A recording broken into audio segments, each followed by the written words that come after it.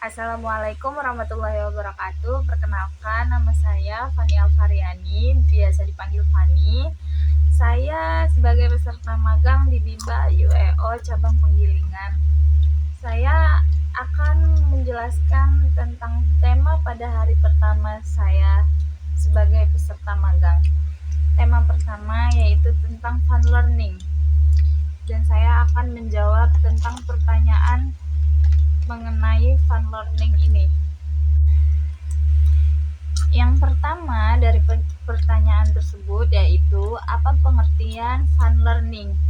Menurut saya, fun learning adalah proses pembelajaran yang dilakukan dengan suasana yang menyenangkan, nyaman, dan tanpa paksaan sehingga anak merasa senang saat belajar.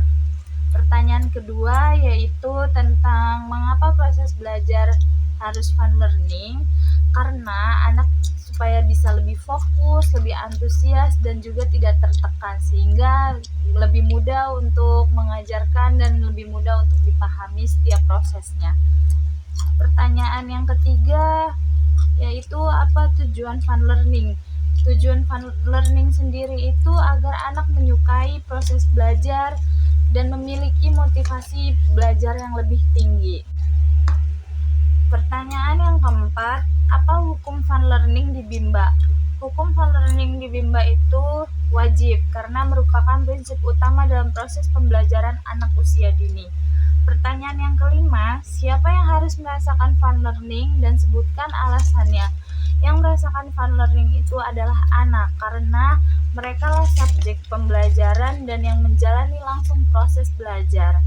Pertanyaan yang keenam, siapa yang harus menciptakan fun learning dan sebutkan alasannya? Yang harus menciptakan fun learning adalah motivator atau guru karena guru bertanggung jawab mengatur suasana dan metode pembelajaran tersebut. Pertanyaan yang ketujuh, bagaimana cara menciptakan fun learning?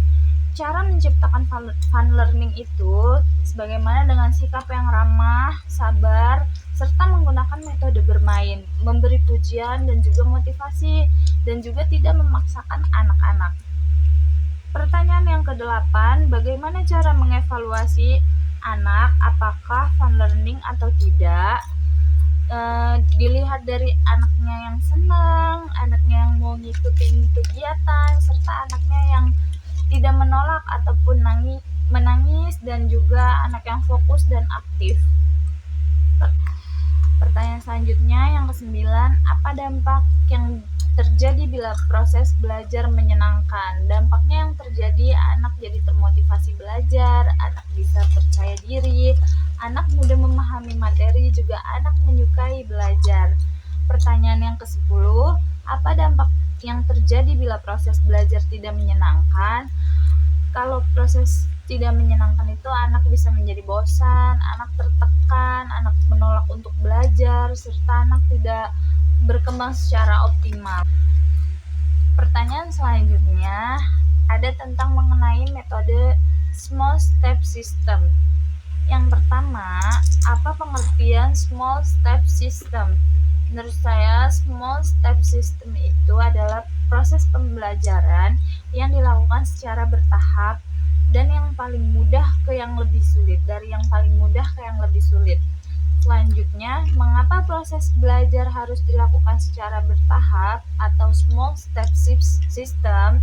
Karena setiap anak memiliki kemampuan yang berbeda, sehingga pelajaran harus disesuaikan agar anak tidak merasa terbebani. Selanjutnya, apa tujuan small step system?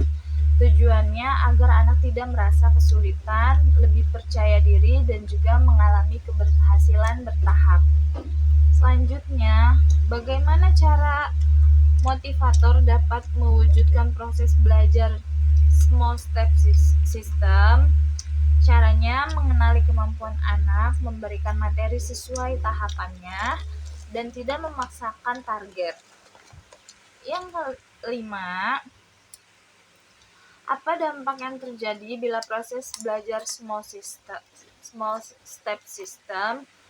Dampaknya anak merasa mampu, anak termotivasi, juga anak berkembang secara optimal. Yang keenam, apa dampak yang terjadi bila proses belajar tidak small step system? Yang terjadi bisa anak merasa gagal, anak tertekan, anak kehilangan minat belajar, juga proses belajar menjadi tidak efektif. Sekian penjelasan tema magang hari pertama dari saya. Kurang lebihnya mohon maaf bila ada yang kurang dan juga bila ada salah-salah kata. Sekian dan terima kasih. Wassalamualaikum warahmatullahi wabarakatuh.